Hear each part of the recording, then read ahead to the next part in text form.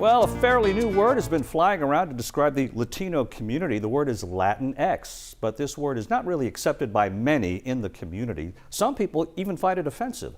Anayeli Ruiz explains what the word means and why the controversy. The Latino community is a diverse community with beautiful culture, history, and traditions. But the word Latinx is being used by some, and it's not sitting well with many. So what is a Latino? Latino is a person from Latin American origin or descent.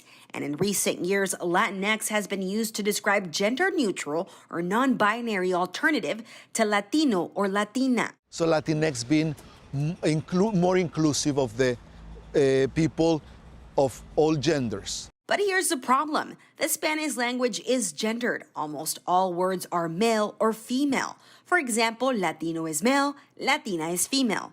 And the male term Latino can be used as the universal term for everyone, or the plural term. That is why many Latinos don't like the X in Latinx. Some people are opposed because they say that the X at the end doesn't follow any of the Spanish rules.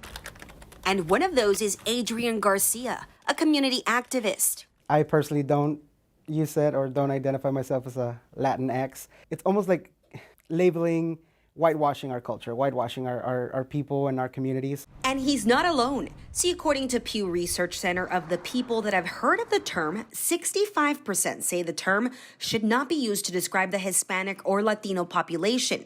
Only 33% say it should be used. So I think it just creates a lot more confusion.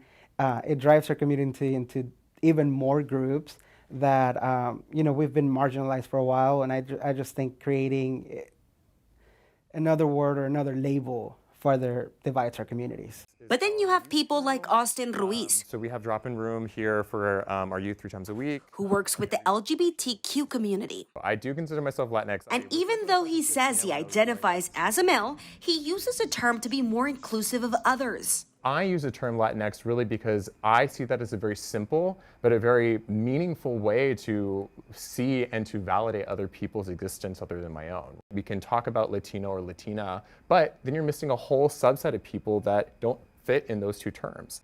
In the end, it's not a one-size-fits-all approach. These words mean so much to us all. The best advice might be to ask people what they want to be called. Anayeli Ruiz, KHOU 11 News. Head to the story, Our Story History section on KHOU.com to learn more about this and how we're celebrating Hispanic heritage.